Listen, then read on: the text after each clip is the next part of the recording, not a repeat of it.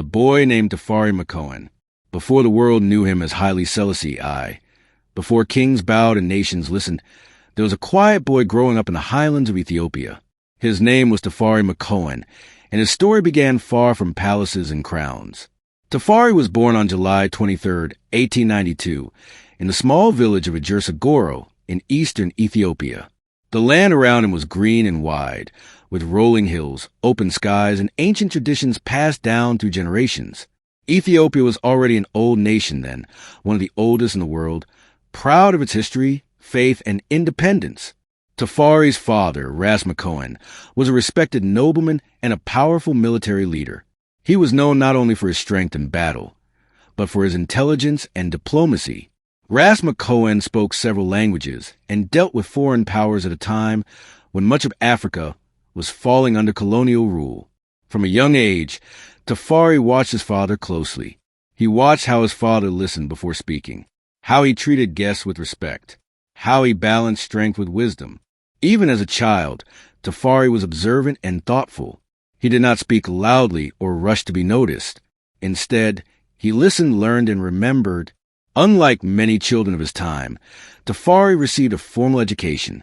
He studied Amharic, Guizi, and religious teachings of the Ethiopian Orthodox Church. He also learned about history, law, and leadership. Teachers noticed that Tafari asked deep questions, not just about what things were, but why they were that way. One teacher later said that Tafari had the eyes of someone always thinking beyond the room he was in. But Tafari's childhood was not without hardship. When he was still young, his father, Ras Makonnen, became seriously ill. Tafari watched as a strong man he admired grew weaker. When his father died in 1906, Tafari's life changed forever. He was only 14 years old. Suddenly, the boy who had been protected by his father's power was exposed to the dangerous world of politics. Ethiopia's royal court was full of rivalries, ambition, and shifting alliances. Many wondered what would become of the quiet boy now that his powerful father was gone. Some underestimated him. Others watched carefully. Tafari was sent to live under protection of Empress Taitu, the wife of Emperor Menelik II. At court, he observed how power truly worked, not just through force, but through timing, patience, and reputation.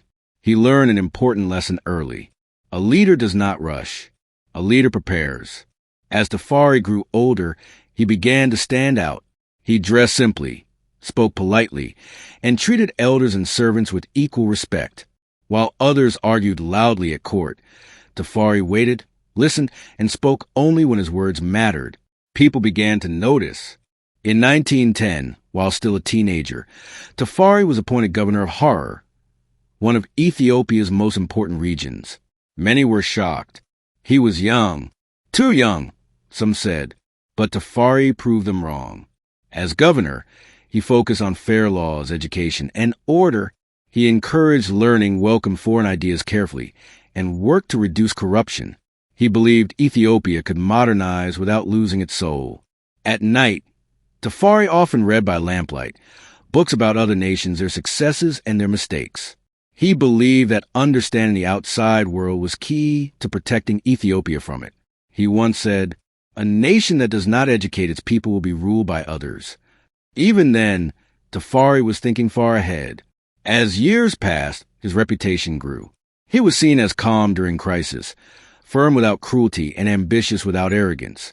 These qualities were rare and dangerous in a royal court.